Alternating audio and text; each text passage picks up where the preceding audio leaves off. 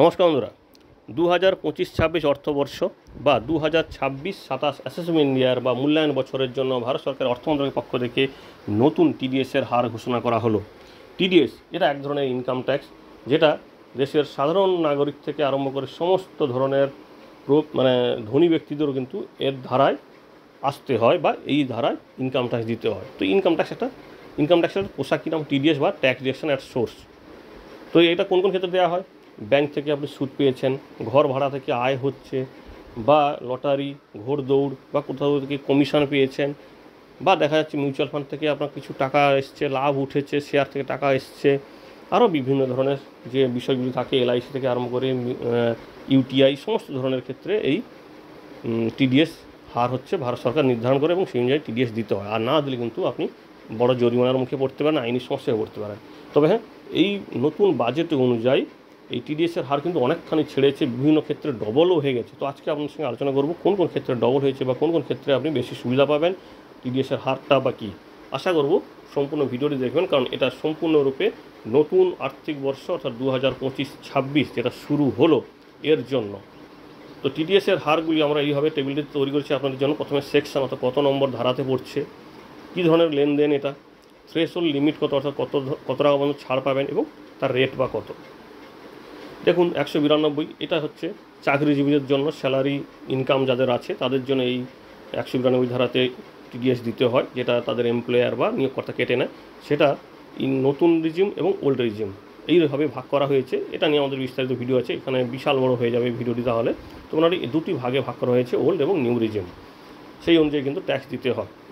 এবারে আসি 192 এ ইপিএফ বা এমপ্লয়ি প্রভিডেন্ট ফান্ড থেকে প্রি ম্যাচিওর ক্লোজার। এটা একটা ভারত সরকারের ইপিএফ দপ্তর থেকে এটা সুবিধা দেওয়া হয়, যেখানটায় আপনি টাকা তুললে আপনাকে ছাড় অকাল প্রত্যাহারের সুবিধা দেওয়া হয়। 50,000 টাকা বেশি যদি আপনি তুলেন সেক্ষেত্রে আপনাকে 10% টিডিএস দিতে, অর্থাৎ আপনি অকাল প্রত্যাহার করতে পারবেন, 50,000 টাকার মধ্যে কোনো ট্যাক্স লাগবে না, কিন্তু 50,000 টাকার বেশি হলে 10% আপনাকে টিডিএস দিতে হবে, আর প্যান কার্ড না থাকলে 20%। 193 তালিকাভুক্ত ডিবেঞ্চার এবং অন্যান্য যে সিকিউরিটিস থাকে, বিভিন্ন গভর্নমেন্ট সিকিউরিটি থাকে বা তার সুদ থাকে, তার উপর 10% টিডিএস দিতে হবে যদি 10,000 টাকার বেশি আপনি এই সুদ বা ডিবেঞ্চার থেকে ইনকাম করেন। 194 ডিভিডেন্ড, বিভিন্ন ধরনের মিউচুয়াল ফান্ড থেকে, যদিও যেগুলো লিস্টেড নয়। ভারত সরকারের সেবি যেটা আছে, সেবি যদি যে লিস্ট এবং আনলিস্টেড করে, এই লিস্টেড কোম্পানি ছাড়া যে সমস্ত কোম্পানি থেকে আপনি ইনকাম করছেন সেই ডিভিডেন্ড, তার উপর কিন্তু 10,000 টাকার বেশি হলে 10% টিডিএস দিতে হবে। 194 এ এটাই সবচেয়ে জনপ্রিয় ধারা, কারণ এখানে ব্যাংক এবং পোস্ট অফিস বা কোঅপারেটিভ থেকে যে ইনকাম হয়, ফিক্সড ডিপোজিট বা রেকারিং ডিপোজিটের উপর সুদ হিসাবে ইনকাম হয় বা অন্যান্য সেভিংস থেকে সুদ হিসাবে ইনকাম হয়, তার উপরে ছাড়টি পাওয়া যায়। যেটা সাধারণ নাগরিকদের সুবিধা বেড়ে হয়েছে 50,000, আগে ছিল 40,000।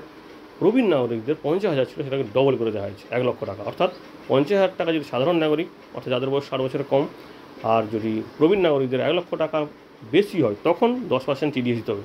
না হলে 50,000 টাকা বা 1 লক্ষ টাকা পর্যন্ত কোনো টিডিএস লাগবে না বা ইনকাম ট্যাক্স লাগবে না।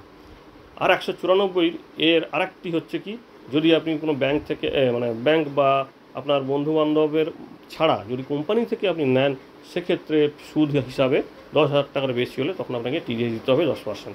194 বি লটারি, পাজল গেম, সেক্ষেত্রে এই নিয়মটি একটু চেঞ্জ করেছে। আগে ছিল 10,000 টাকা বেশি হলে আপনাকে টিডিএস দিতে হতো, কিন্তু সেটাকে কী চেঞ্জ করেছে, লটারি বা পাজল গেম এই সমস্ত ক্ষেত্রে একক লেনদেনের যদি 10,000 টাকার বেশি হয়, তখন 30% আপনাকে টিডিএস দিতে। অর্থাৎ ধরুন কারুর আগে ছিল কি, ধরুন 30,000 টাকা তার হচ্ছে এসছে, লটারি থেকে ইনকাম এসছে বা পাজল গেম থেকে ইনকাম এসছে, সেক্ষেত্রে তাকে 30,000 টাকার বেশি অর্থাৎ 10,000 টাকার বেশি হয়ে যাচ্ছে, মানে কি 20,000 টাকা, 20,000 টাকার উপর টিডিএস দিতে, সেটাকে ছাড় দিয়েছে একক লেনদেন।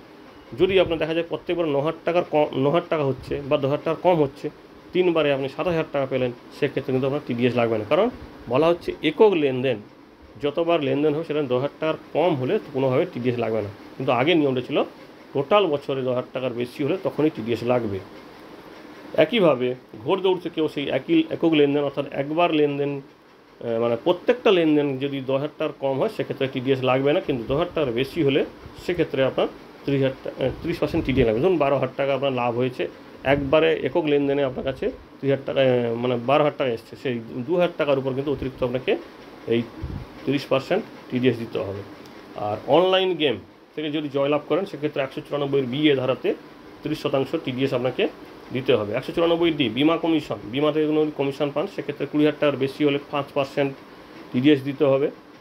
15G এবং 15H ফর্ম যদি পূরণ করেন সেক্ষেত্রে ছাড়ের ব্যবস্থা আছে।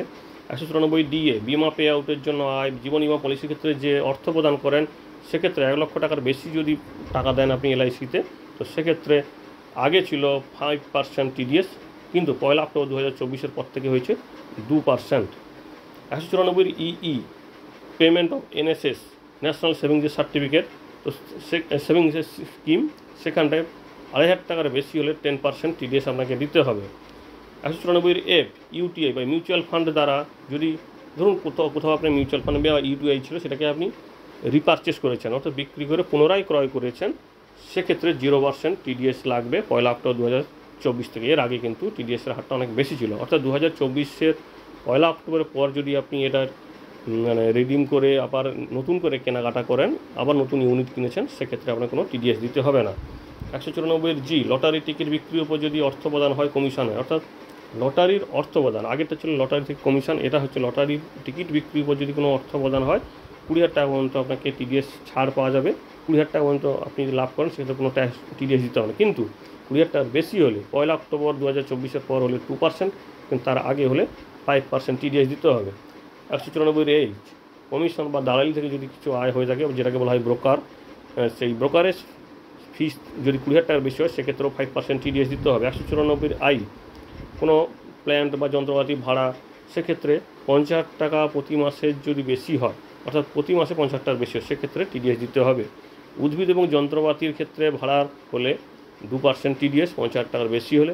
জমি, ভবন, কারখানা, আসবাবপত্র, ফিটিংসের ক্ষেত্রে 10% টিডিএস দিতে হবে।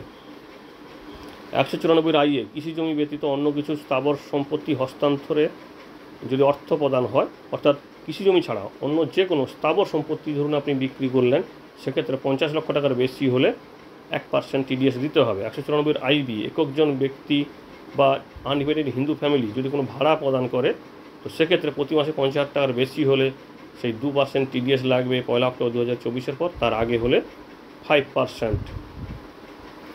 একইভাবে 194 যে কোনো প্রফেশনাল বা টেকনিক্যাল সার্ভিসের জন্য যদি আপনি কিছু টাকা পেয়ে থাকেন, সেটা 50,000 টাকার বেশি হলে 2% টিডিএস দিতে হবে। আর মানে এটা হচ্ছে প্রফেশনালের জন্য 2%, আর টেকনিক্যাল যে সার্ভিস তার জন্য হলে 10%, অর্থাৎ প্রফেশনাল ইনকাম যদি আপনার 50,000 টাকার বেশি হয় 2%, বা টেকনিক্যাল যদি সার্ভিসের জন্য আপনি টাকা পান সেক্ষেত্রে 10%।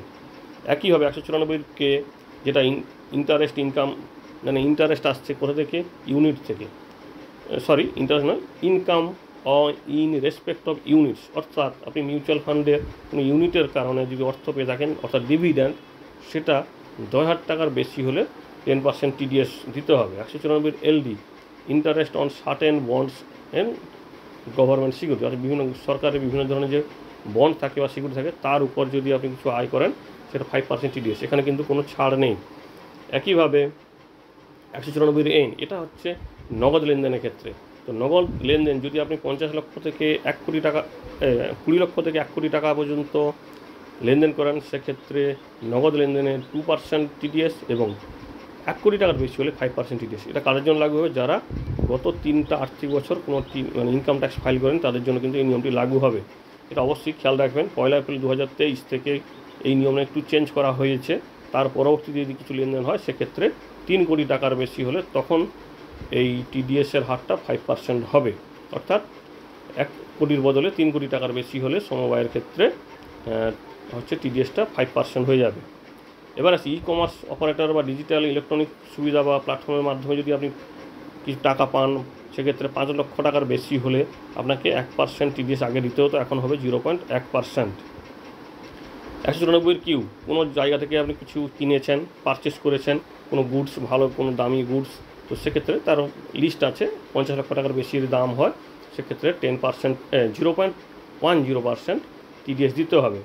TDS on senior citizen above 75 years, অর্থাৎ যারা আইটিআর ফাইল করেন, যে সমস্ত সিনিয়র সিটিজেন যাদের বয়স 75 বছরের বেশি কিন্তু উনি ইনকাম ট্যাক্স ফাইল করেননি, তাদেরকে এই 194 ধারাতে টিডিএস দিতে হতো, সেটাও কিন্তু ভারত সরকারের যে স্ল্যাব আছে, ইনকাম ট্যাক্সের স্ল্যাব আছে, সেই অনুযায়ী এটা দিতে হবে।